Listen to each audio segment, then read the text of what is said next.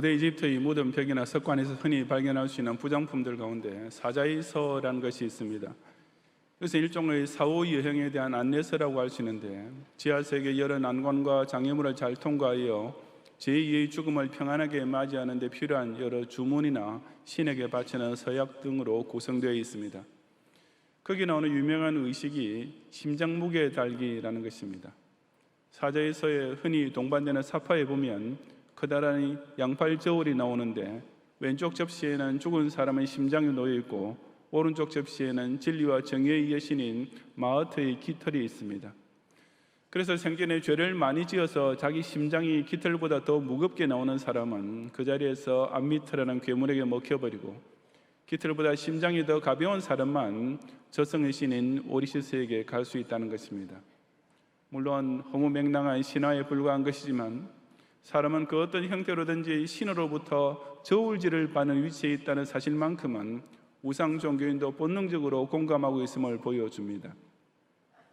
실제로 하나님께서는 무슨 심장무게 따위가 아니라 각 사람의 영적 상태와 인생의 질이 얼마나 양호한지 혹은 불량한지를 정확히 달아보고 계십니다. 오늘 본문에 나타난 사건이 바로 하나님께서 바벨론 왕 벨사살을 그렇게 저울질하셨던 장면입니다. 25절부터 28절에서 하나님의 손가락이 바벨론 왕궁 분벽에 친히 쓰셨던 저 유명한 글자를 두고 다니엘이 해석하기를, 기록된 글자는 이것이니 곧 메네메네 데겔 우바르시니라. 그거를 해석한 건데, 메네는 하나님이 이미 왕의 나라의 시대를 세워서 그것을 끝나게 하셨다 하며, 데겔은 왕을 저울에 달아보니 부족함이 보였다 하며, 벨에서는 왕의 나라가 나뉘어서 메대와 바사 사람에게 준바되었다 하미니이다 하니 라고 했습니다. 메네 데겔 우바르시는 직역하자면 세어보고 달아본 후에 나누어 버렸다는 뜻입니다. 벨사살 왕의 수준이 그 하나님의 계량에 미달되었을 때 그 인생도 바로 거기서 끝나고 말았던 것입니다. 무엇 때문에 명색이 대제국의 왕이었던 그 인생의 무게가 하나님 앞에서 그처럼 형편없이 가볍게 달렸습니까? 본문을 보면 그는 세 가지 중요한 것을 가볍게 여기다가 바로 자기 자신이 하나님 앞에서 가볍게 달리게 되었음을 보여줍니다. 이 시간 저는 하나님께서 과연 어떤 인생을 지극히 가볍게 여기시고 짧게 끝내버리시는지를 함께 살펴봄으로써 메네메네 데겔 우바르시니 오늘 우리에게 주는 경고를 참고해 보고자 합니다. 첫째, 당신의 교회를 업신여기는 자를 하나님께서도 하찮은 사람으로 달아놓고 계십니다. 벨사살 왕은 우선 예루살렘 성전을 지극히 대수롭지 않게 여겼던 사람이었습니다. 1절부터 4절까지 함께 봉독하겠습니다. 벨사살 왕이 그의 귀족 1000명을 위하여 큰 잔치를 베풀고 그 1000명 앞에서 술을 마십니다. 벨사살이 술을 마실 때 명하여 그의 부친 느부갓네살이 예루살렘 성전에서 탈취하여 온 금은 그릇을 가져오라고 명하였으니, 이는 왕과 귀족들과 왕후들과 후궁들이 다 그것으로 마시려 함이었더라. 이에 예루살렘 하느님의 전 성소 중에서 탈취하여 온 금그릇을 가져오매 왕이 그 귀족들과 왕후들과 후궁들과 더불어 그것으로 마시더라. 그들이 술을 마시고는 그 금, 은, 구리, 쇠, 나무, 돌로 만든 신들을 찬양하니라. 아멘. 여기 나타나는 벨사살 왕은 성경 외에 바벨론 역사에 나타나지 않았기 때문에 자유주의 신학자들은 이 왕의 실존에 대해 의심을 했습니다. 하지만 최근에 발굴된 비문에 의하여 이 벨사살이라는 인물이 바벨론 제국의 마지막 왕 나보니더스의 아들이었음이 밝혀졌습니다. 그리고 나보니더스 왕이 외국 원정 등으로 오랫동안 국외에 나가 있을 동안 이 아들 벨사살이 일종의 섭정처럼 대신 국정을 다스렸다는 기록을 찾게 되었습니다. 이런 최근의 발견을 종합해보면 본문에 나오는 벨사살 왕의 큰 잔치가 있을 즈음에는 이미 다리오의 군대가 바벨론 도성을 공격하고 있었으며 벨사살의 아버지 나보니더스 왕은 아마 피신해 있었던 것 같습니다. 또 다른 역사가의 기록에 따르면 고레스의 부하, 즉 다리오 연합군이 바벨론 성을 기습에 들어갔을 때 바벨론인들은 술에 흥청망청 취해 있었다고 전하고 있는데 바로 본문의 기록과 일맥상통합니다. 즉 벨사살 왕은 적군이 코앞에 있는 상황에서 이런 큰 술잔치를 열었던 셈이 됩니다. 어쩌면 적군을 얕보아 방심했다고 할 수도 있고, 어쩌면 이미 자포자기하고 마지막 술판을 크게 벌인 것인지도 모릅니다. 벨사살 왕은 그 잔치에서 술기운이 거나게 오르자 엉뚱한 명령을 내렸습니다. 그것은 곧 그의 부친 느부갓네살이 예루살렘 성전에서 탈취하여 온 금 은그릇을 가져오라는 명령이었습니다. 여기 부친이라고 번역된 말은 느부갓네살이 벨사살의 직계 아버지라는 뜻이 아니라 조상이라는 의미로 쓰인 말입니다. 느부갓네살에서 벨사살이 이르기까지 바빌론 제국은 몇 대의 왕들을 거쳤지만 다 2년, 4년 혹은 9개월 등 단명한 통치 기간을 지냈을 뿐이었습니다. 하여튼 벨사살 왕은 다른 좋은 술잔들이 많이 있었을 것인데도 굳이 예루살렘 성전에서 약탈해왔던 금은 그릇을 그 잔치에 가져오도록 명하고 그들을 잔으로 삼아 또 술을 마시기 시작했습니다. 원래 어떤 성스러운 목적으로 쓰이던 그릇을 그처럼 난잡한 술자리에 사용하는 것은 당시의 미신적 사고방식에서도 금기로 여겨지던 행위였습니다. 벨사살 왕이 술 취한 와중에 자기의 주흥을 더 돋우기 위해 생각해냈다는 것이 곧 그처럼 하느님의 성전의 그릇을 더럽히는 일이었던 것입니다. 이것은 단지 그 그릇들만 더럽힌 것이 아니라 바로 예루살렘 성전 자체를 모독하고 그 성전의 주인이신 여호와 하느님을 얕보는 행위였음이 틀림없습니다. 이것은 그 잔치 자리에서 그 성전 그릇으로 술을 한숨 배돌린 사람들이 다 그들의 금, 은, 구리, 쇠, 나무, 돌로 만든 우상신들을 찬양하면서 특별 건배를 했다는 사실을 보아서도 알 수 있습니다. 물론 벨사살 왕은 평소에도 예루살렘 성전 따위를 안중에 두었을 리가 없습니다. 그런 벨사살이었으니 그가 자기 인생에서 제일 마지막으로 했던 것까지도 성전을 모독하는 범죄가 되었으며 그런 벨사살의 인생을 하나님께서는 지극히 가볍게 다뤄놓고 계실 수밖에 없었던 것입니다. 오래전 일이지만 우리나라 공영 텔레비전 방송국에서 선거 120주년 한국교회는 위기인가? 라는 제목의 특집 방송을 한 적이 있었습니다. 한국교회가 바람직한 방향으로 나아가지 못하고 성장 제일주의로 나아가면서 위기로 치닫고 있다는 등 교회에 대한 여러 가지 비판으로 가득 채워진 내용이었습니다. 물론 부분적으로 교회에 따라서 문제나 부조리도 있겠지만 그냥 전체적으로 볼 때 우리나라의 교회가 국가와 사회에 실제로 무슨 해독을 끼쳤습니까? 교회 때문에 이 사회 도덕이 더 악화되었고 교회 때문에 이 나라가 더 못 살게 되었습니까? 교회 자체 안에 있는 문제에 대한 비판은 그래도 교회를 알고 교회와 관계를 맺고 있는 기독교 언론에서 다루면 충분합니다. 국민에게서 시청률을 받아오는 데는 공영방송이 국가 사회의 진짜 위기나 악한 정치인들의 내로남불과 불법 행위에 대해서는 한마디 비판은커녕 언급도 하지 않으면서 왜 교회 자체 내에 있는 문제에 대해서는 그렇게 관심도 많고 할 말도 많은지 그 저희를 알 도리가 없습니다. 아무리 생각해봐도 대한민국은 바로 교회 때문에 하나님의 특별한 복을 받게 된 나라입니다. 지금 이 순간에도 우리나라를 지탱하는 진짜 힘과 이 민족을 사랑하는 진짜 애국심은 새벽마다 눈물로 기도의 제단을 쌓고 있는 조국의 교회들이 발휘하고 있는 것입니다. 그런 교회를 가볍게 여기고 업신여기는 자, 그런 귀중한 하나님의 교회를 우습게 여기고 조롱거리로 삼는 자, 하나님께서는 바로 그런 자를 조금 더 쓸모없는 지극히 하찮은 인생으로 달아놓고 계시는 줄을 깨닫는 성도가 되시기 바랍니다. 둘째로 당신의 선지자를 낮추어 보는 자를 하나님께서도 작은 인물로 지어놓고 계십니다. 벨사살 왕은 이 사건이 있기 전까지는 위대한 선지자 다니엘을 조금도 안중에 두지 않고 있었습니다. 5절부터 12절까지 함께 봉독하겠습니다. 그때에 사람의 손가락들이 나타나서 왕궁 촛대 맞은편 석회벽에 글자를 쓰는데 왕이 그 글자 쓰는 손가락을 본지라. 이에 왕은 즐기던 얼굴빛이 변하고 그 생각이 번민하여 넓적다리 마디가 녹는 듯하고 그의 무릎이 서로 부딪힌지라. 왕이 크게 소리질러 술객과 갈대와 술사와 점쟁이를 불러오게 하고 바벨론의 지혜자들에게 말하되 누구를 막론하고 이 글자를 읽고 그 해석을 내게 보이면 자두색 옷을 입히고 금사슬을 그의 목에 걸어주리니 그를 나라의 셋째 통치자로 삼으리라 하니라. 그때 왕의 지혜자가 다 들어왔으나 능히 그 글자를 읽지 못하며 그 해석을 왕께 알려주지 못하는지라. 그러므로 벨사살 왕이 크게 번민하여 그 얼굴빛이 변하였고 귀족들도 다 놀라니라. 왕비가 왕과 그 귀족들의 말로 말미암아 잔치하는 궁에 들어왔더니 이에 말하여 이르되 왕이여 만수무강하옵소서. 왕의 생각을 번민하게 하지 말며 얼굴빛을 변할 것도 아니니이다. 왕의 날에 거룩한 신들의 영이 있는 사람이 있으니 곧 왕의 부친 때 있던 자로서 명철과 총명과 지혜가 신들의 지혜와 같은 자니이다. 왕이 붙인 느부갓네살 왕이 그를 세워 박수와 술객과 갈대아 술사와 점쟁이의 어른을 삼으셨으니 왕이 벨드사살이라 이름하니 다니엘은 마음이 민첩하고 지식과 총명이 있어 능히 꿈을 해석하며 은밀한 말을 밝히며 의문을 풀 수 있었나이다. 이제 다니엘을 부르소서. 그리하시면 그가 그 해석을 알려드리리다 하니라. 아멘. 한창 술자리 흥이 오르고 있던 판에 그야말로 참으로 기이한 일이 벌어졌습니다. 그 잔치 자리의 왕궁 촛대 맞은편 석회벽에 사람의 손가락들이 나타나서 글자를 쓰기 시작했던 것입니다.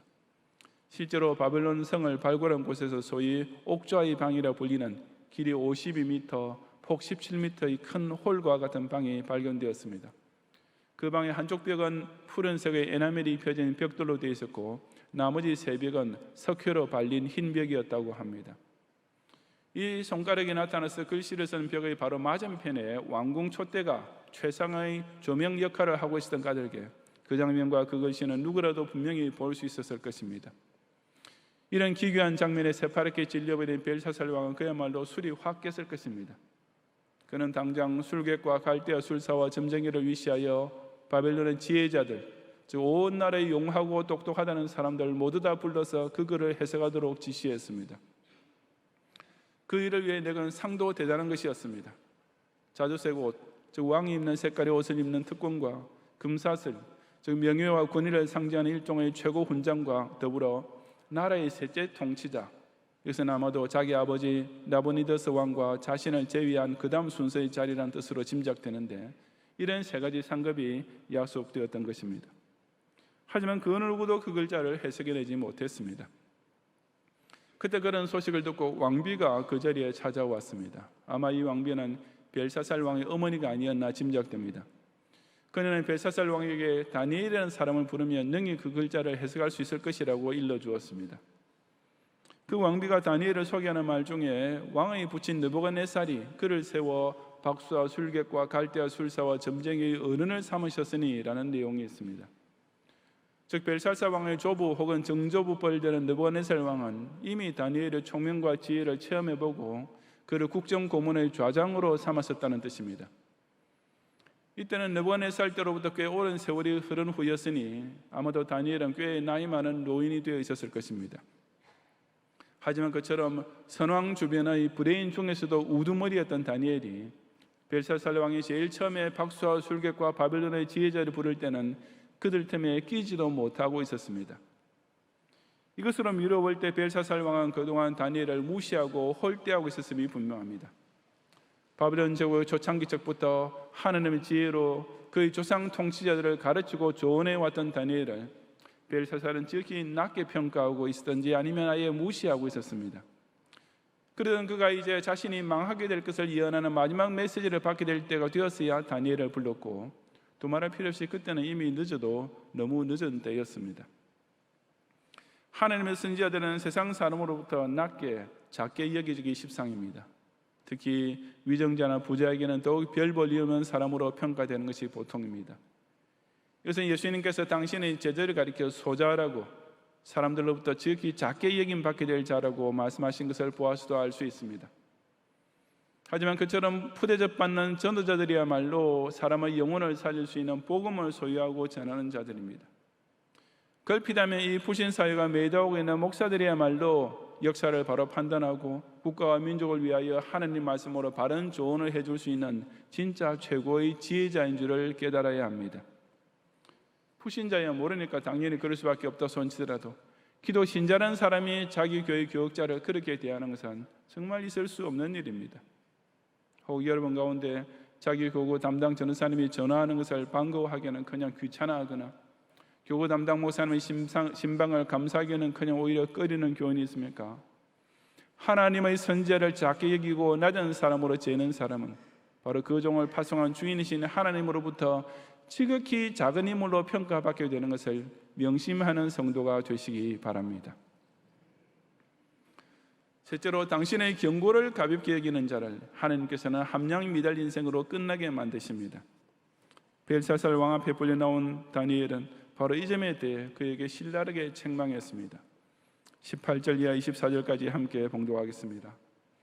왕이여, 지극히 높으신 하나님이 왕이 붙인 느부갓네살에게 나라와 큰 권세와 영광과 위엄을 주셨고 그에게 큰 권세를 주셨으므로 백성들과 나라들과 언어가 다른 모든 사람들이 그의 앞에서 떨며 두려워하였으며 그는 임의로 죽이며 높아지며 뜻이 완악하고 교만에 행함으로 그의 왕위가 폐한 바 되며 그의 영광을 빼앗기고 사람 중에서 쫓겨나서 그의 마음이 들짐승의 마음과 같았고 또 들나귀와 함께 살며 또 소처럼 풀을 먹으며 그의 몸이 하늘 이슬에 젖었으며 지극히 높으신 하나님이 사람 나라를 다스리시며 자기 뜻대로 누구든지 그 자리에 세우시는 줄을 알기에 이르렀나이다.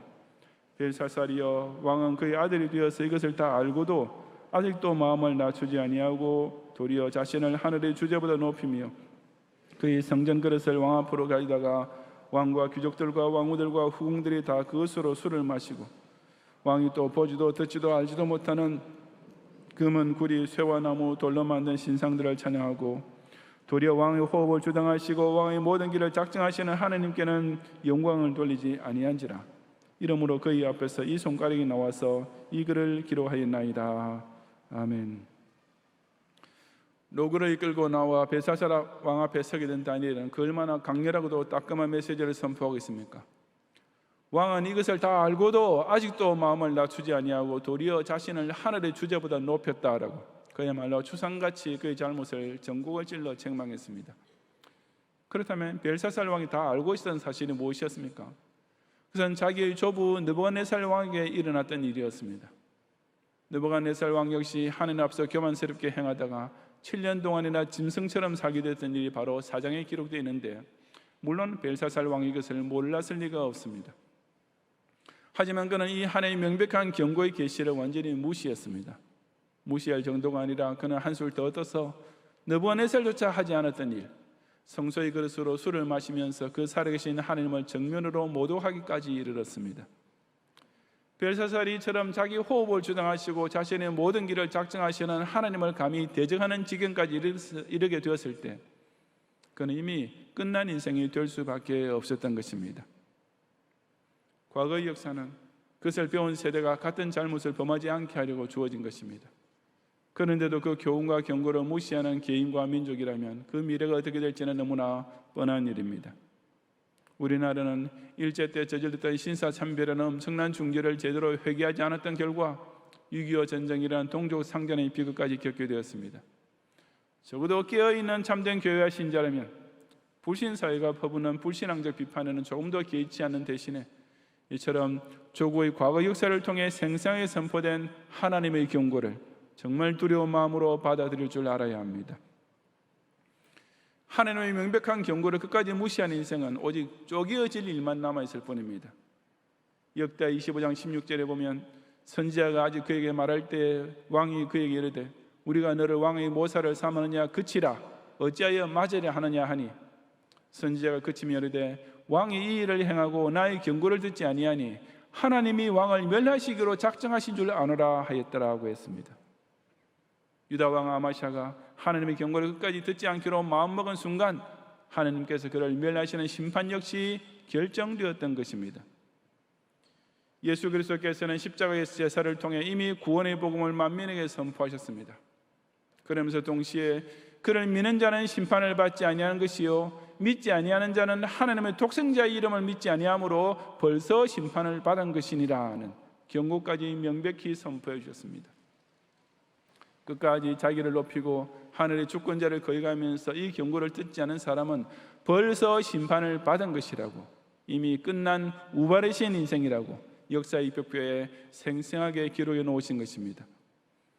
앞서간 역사의 교훈, 그리고 무엇보다도 독생자의 십자가를 통해 선포된 이 마지막 심판에 관한 경고를 얕보는 자에게는 하나님께서 당신의 원수를 짓밟고 쪼개고 멸망시킬 한 날만 남아있을 뿐입니다. 조국 대한민국이 나누어지는 징벌을 또다시 받지 않도록, 자신이 하나님께로부터 영원히 버림당하는 자리에 완전히 빠지지 않도록 앞서간 역사와 기록된 말씀의 경고를 늘 가슴 깊이 새기는 성도가 되시기를 바랍니다. 성도 여러분, 하나님의 저울질이 끝난 후 그 결과는 즉시 벨사살 왕에게 닥쳐왔습니다. 30절과 31절에 그날 밤에 갈대왕 벨사살이 죽임을 당하였고 메대 사람 다리오가 나라를 얻었는데 그때 다리오는 62세였더라 하고 기록했습니다. 메네, 데겔, 우바르신 그처럼 위대한 제국의 권력자였지만 하나님께서 세워보시고 다뤄보신 후 함량미달이 되니까 바로 그날 밤에 그 육신과 그 나라가 다 쪼개지고 말았던 것입니다. 벨사살 왕이 하나님의 전을 가볍게 달고 하나님의 선지자를 작게 재고 무엇보다 하나님의 경고를 얕보며 살고 있는 동안 하나님 편에서도 이처럼 그를 달아보고 저어보고 계셨던 것입니다. 그 어떤 경우에도 주님의 교회를, 그의 사자들을, 예언된 경고를 가볍게 여겨서는 안 됩니다. 교회를 내 인생 즐기는 보조수단쯤으로 여기고 목사를 제멋대로 불렀다가 쫓아냈다 할 수 있는 심부름꾼 정도로 여기고 마지막 날의 심판을 경고하기는 성경 말씀을 진짜로 그런 일이 벌어지려고 라고 하며 우습게 여기는 동안 그 사람 인생은 하나님 앞에서 세워지고 달려지고 끝장나고 있는 것입니다. 사람들이 서로를 달아보고 저어보는 저울과 잣대 위에 나타나는 눈금이 사실 뭐 그리 중요하겠습니까? 다른 사람이 나를 어느 정도로 평가해 주고 있을까? 여기에 신경 쓰고 골머리 썩일 필요가 무엇이 있겠습니까? 하나님께서 교인을 판단하실 때 담임 목사가 그 교인을 얼마나 중하게 달고 있는지를 참고하실 필요가 있겠습니까? 하나님께서 목사를 판단하실 때 교인들이 그 목사를 어떻게 재고 판단하고 있는지를 물어보실 필요가 있겠습니까? 결코 그러실 필요가 없습니다. 우리 각자는 다 하나님의 심판대 앞에 서게 될 날이 있을 따름입니다. 그 정확하고도 엄밀하신 하나님의 눈에 자신의 생활과 심령이 어떻게 지어지며 얼마나 무게가 나가는지 이것을 늘 의식하고 조심해서 살아야 마땅합니다. 오늘 우리의 눈앞에도 분명히 보이시는 이 글자 메네 데겔 우바르신을 읽고 해석하며 깨닫는 가운데 진정 날마다 자신을 하나님의 저울에 겸손히 달아보고 그 무게가 중하게 나가는 성도가 되시기를 주님의 이름으로 축원합니다. 아멘.